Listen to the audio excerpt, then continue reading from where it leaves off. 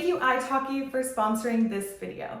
My name is Roya, and as someone who speaks 4 languages, I wanted to put together this video with all of my favorite tips and tricks that I have used and learned over the years that I think are the best ways to learn a language faster.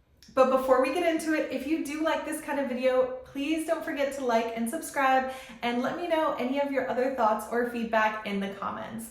And with that, let's get started. It is no secret that the #1 best way to learn a language is by practicing with native speakers and being fully immersed in that language.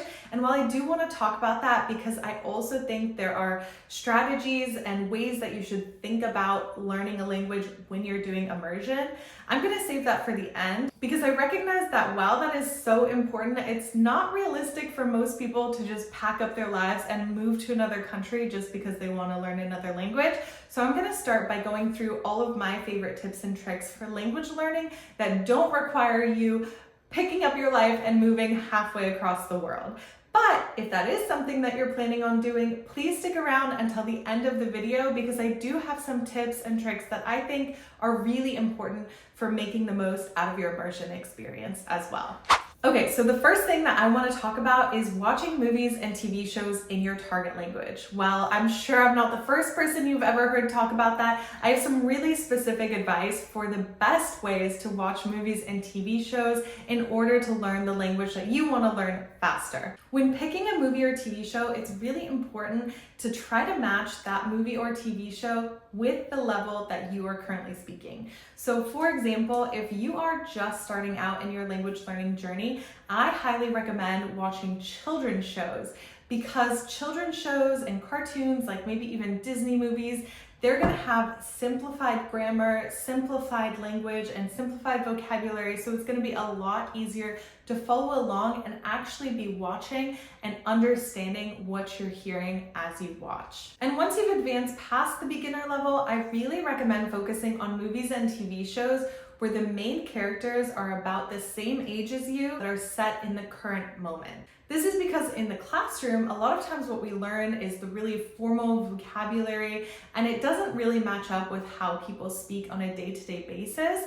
And so by watching movies and TV shows that are set in the present and with people your age, you're more likely to start learning the types of vocabulary and phrasing and grammar that is used by real people that you would encounter if you were to go and move to that country. And this might sound silly, but I actually really specifically recommend watching reality TV. For one, because it's usually going to keep you hooked and gonna make you wanna keep watching more of it. But the type of language that people use in reality TV shows is a lot more informal, and you're gonna end up picking up more on the language that is used by real people in that country. My next piece of advice is how to use subtitles strategically in order to learn the language better. And how you do that is by matching the subtitles to your current level of the language. So if you're a beginner, I think it's completely fine to watch whatever you're watching with subtitles in your first language because you want to continue to follow along, you want to enjoy the movie, you want to pay attention, and it's going to help you understand what's happening as you're watching it. But once you reach an intermediate level, I actually recommend putting the subtitles into the language that you're watching the movie in. So for example, if I'm learning French, if I'm an intermediate French speaker, I shouldn't have the subtitles in English anymore. You should then start putting them in French, so that way you're focused on the movie and the plot and you want to follow along, but you're also learning and you're still forcing yourself to watch and absorb the movie and what's going on in French. And then once you get to a more advanced level, or if you're watching something a bit more simplified like a cartoon or a Disney movie, I recommend getting rid of the subtitles altogether because I think they can end up just being a distraction and they'll keep you from listening if you're just reading along what's on the screen. And my last piece of advice is a strategy that I like to call parroting. And what that means is you want to pretend that you are a little parrot whenever you're watching a movie or TV show in your target language by repeating back at the TV whatever you're hearing them say. And it doesn't mean you're repeating every line, but if a word or a phrase stands out to you, in the moment, just say it out loud and try to imitate the intonation and the pronunciation that you're hearing. And this is something that I've done for every language that I've learned. But most recently, when I was learning Portuguese, I would actually put Brazilian reality TV shows on Netflix, and then as people in the show would say some new slang word that maybe I hadn't heard before, I would just be sitting there on the couch and repeating it back at the screen. It might seem a little bit silly, but it provides you not only an opportunity to be listening and engaged with what you're watching, but it also helps you then practice your pronunciation and your speaking and being a more active participant as you're watching a movie or TV show. As mentioned at the beginning of this video, practicing with a native speaker is one of the most important ways to learn a language fluently. And the sponsor of this video, italki, is a great resource for just that. With italki, you can book personalized one-on-one lessons to improve your speaking and listening skills with a native teacher. italki has over 30,000 teachers worldwide so that you can learn anytime, anywhere. And the best part is you pay per lesson and there is no subscription required. To show you what these lessons look like, here's a quick clip from a real lesson with italki teacher Lucy that you can book with to learn French. Hi, Lucy. Hi, Roya. So my name is Lucy. I'm 26 years old and I come from Bordeaux, France. And I live in Prague currently. I offer French classes on italki. We can, through conversation, work on informal and formal French, also written or spoken. And we can also work on pronunciation. Like, for example, the R in French, I have little techniques. It's like when you go brush your teeth and gargle water, you just do that sound, and that's the R in French. Oh, that's a really good example. So things like this. And if you want to find me on italki, you can just type Lucy E and you can see my availabilities on my schedule. Thank you so much. If you're ready to start your language learning journey with italki, use my exclusive promo code ROYA5 to get $5 free when you buy $10. This discount is only available to the first 50 users, so go try it now so you don't miss out. Next is listening to music in the language that you're trying to learn. But don't just listen to any music in that language. My best advice is to try to find music in that language in a genre that you already love and listen to the most in your native language. So for example, if you really like rap, try to find rap in the language that you're trying to learn. If you like pop, find pop music in the language that you're trying to learn. And one of my favorite ways to do this is actually through Spotify. Something that I think is really cool is that Spotify actually shows you the top charts organized by country. So you can actually go to any country in the world that has Spotify and it will show you the top charts in that country. And while yes, there's a lot of music in English or other languages that's international, you're also more easily going to discover music that you might not have heard otherwise that are in the genres that you like and that are from that country.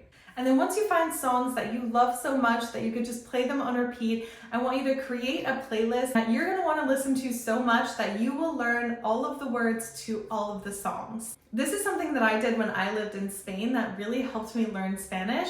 And specifically, there's this one song called Soñar Contigo by an artist called Fenet that I listened to so much. It's what helped me learn the subjunctive tense. My next piece of advice is to start labeling objects all around your house in the language that you're trying to learn. So you can do this by buying a label maker from Staples or Amazon or something, but you can also just use tape and paper and a pen and start labeling things that you see around you and that you use on a daily basis. For example, you can label your bookshelf, you can label your coffee maker, your straightener, your hairdryer. You can label all of these things, and then as you use them on a daily basis, you'll begin to associate the objects that you use in your daily life with the words that they are in the target language that you're learning. This is something that I did when I was learning Arabic in college, and while I no longer speak Arabic, there are certain words that I can still remember to this day, even though I haven't practiced it or tried to learn it in many, many years. And it's because those are the words that I had labeled around my house and I saw almost every day. I also want to briefly touch on language apps. I do actually think language apps can be really useful in learning a language, especially if there's something that you enjoy. A lot of language apps can have fun interactive games, or some have podcasts that can be really engaging. And so if you are enjoying using a language app, that's going to help you learn the language faster. So I definitely think language apps can be really helpful in language learning. I just want to caution you though that some language apps are set up in a way where they really are just testing you on vocabulary in a way that's almost like flashcards, because I think some people think that if they just use one language app every day for the next 2 years, suddenly they'll become fluent. And I think it's important to just recognize that they are one of many tools in the process of learning a language. And the last thing I want to talk about before I go into techniques for how to make the most of immersion opportunities is pacing. It is simple, but I think needs to be said. The more you practice, the faster you will learn. And I think that maybe you have noticed in many of the tips that I've gone through so far, I focus a lot on enjoyment and things that are going to be interesting and keep you hooked. And that is because you don't want your language learning process to feel like a chore or a task or homework. You're going to naturally spend a lot of time learning and practicing the language that you want to speak if you're doing it through ways that you enjoy. If it's through a TV show that you really enjoy, through music that you really enjoy, through games on an app that you really enjoy. At the end of the day, having different ways to expose yourself to this language that are fun and entertaining, that's gonna make you practice more, and then you're going to learn it a lot faster. And the last thing that I want to talk about, which I also think is the most important thing to becoming fluent in another language, is immersion. But I think it's really also important to be strategic about your immersion to make sure that you're getting the most out of these experiences so that you can learn the quickest when you have the opportunity to be surrounded by the language that you're trying to learn. And my first tip is to stop caring about perfection. Something that I've seen time and time again is that people will be so worried about making a mistake, it will stop them from actually practicing and speaking with the people around them because they don't want to say something wrong. You know what's worse than making a mistake? Is not practicing because you're afraid of making a mistake. And guess what? People make mistakes in their native language all the time. It really doesn't matter that much. What matters at the end of the day is, can you get your point across? Can you be understood? And are you practicing with native speakers? Because when you're practicing, you are learning. So I think it's really, really important that you don't get too wrapped up in perfection.